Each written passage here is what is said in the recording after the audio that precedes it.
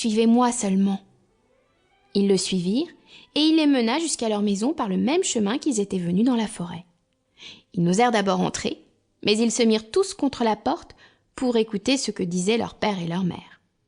Au moment où le bûcheron et la bûcheronne arrivèrent chez eux, le seigneur du village leur envoya 10 écus qu'il leur devait il y avait longtemps, et dont ils n'espéraient plus rien. Cela leur redonna vie, car les pauvres gens mouraient de faim. Le bûcheron envoya immédiatement sa femme à la boucherie. Comme il y avait longtemps qu'elle n'avait mangé, elle acheta 3 fois plus de viande qu'il n'en fallait pour le souper de 2. Lorsqu'ils furent rassasiés, la bûcheronne dit « Hélas, où sont maintenant nos pauvres enfants? Ils feraient bonne chère de ce qui nous reste là. Mais aussi, Guillaume, c'est toi qui les as voulu perdre. J'avais bien dit que nous nous en repentirions. Que font-ils maintenant dans cette forêt? Hélas, mon Dieu, les loups les ont peut-être déjà mangés. Tu es bien inhumain d'avoir perdu ainsi tes enfants. » Le bûcheron s'impatienta à la fin, car elle redit plus de 20 fois qu'il s'en repentirait et qu'elle l'avait bien dit. Il la menaça de la battre si elle ne se taisait pas. Ce n'est pas que le bûcheron ne fût peut-être encore plus fâché que sa femme, mais c'est qu'elle lui cassait la tête, et qu'il était de l'humeur de beaucoup d'autres gens qui aiment fort les femmes qui disent bien, mais qui trouvent très importunes celles qui ont toujours bien dit. La bûcheronne était tout en pleurs. « Hélas, où sont maintenant mes enfants, mes pauvres enfants ?» Elle le dit une fois si haut que les enfants, qui étaient à la porte, l'ayant entendu, se mirent à crier tous ensemble. « Nous voilà, nous voilà !» Elle courut vite leur ouvrir la porte et leur dit en les embrassant « Que je suis contente de vous revoir, mes chers enfants. Vous êtes bien là, et vous avez bien faim. Et toi, Pierrot, comme te voilà crotté, viens que je te débarbouille. » Ce Pierrot était son fils aîné, qu'elle aimait plus que tous les autres, parce qu'il était un peu rousseau et qu'elle était un peu rousse. Ils se mirent à table et mangèrent d'un appétit qui faisait plaisir au père et à la mère, à qui ils racontaient la peur qu'ils avaient eue dans la forêt en parlant presque toujours tous ensemble. Ces bonnes gens étaient ravis de revoir leurs enfants avec eux, et cette joie dura tant que les 10 écus durèrent.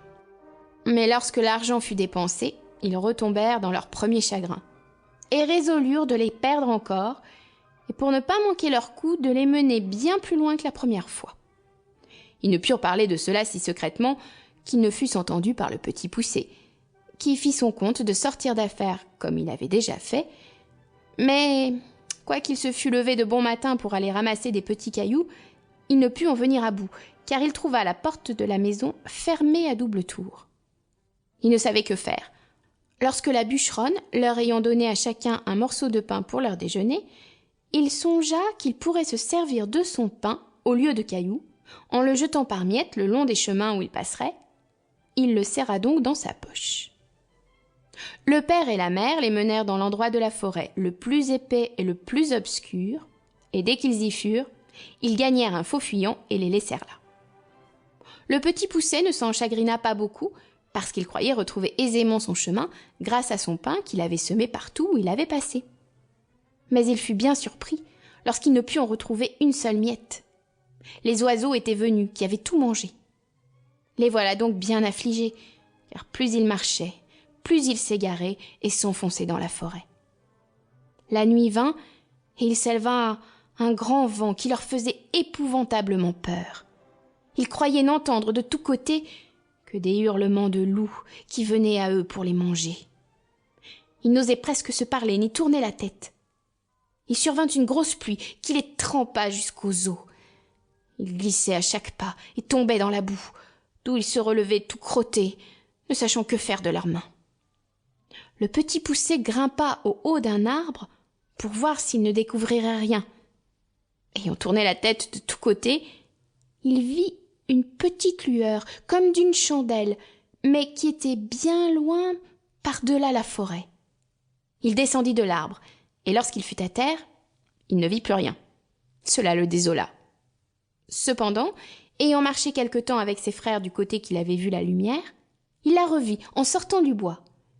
Ils arrivèrent enfin à la maison où était cette chandelle, non sans bien des frayeurs, car souvent ils la perdaient de vue, ce qui leur arrivait toutes les fois qu'ils descendaient dans quelque fond. Ils frappèrent à la porte, et une bonne femme vint leur ouvrir. Elle leur demanda ce qu'ils voulaient. Le petit Poucet lui dit qu'ils étaient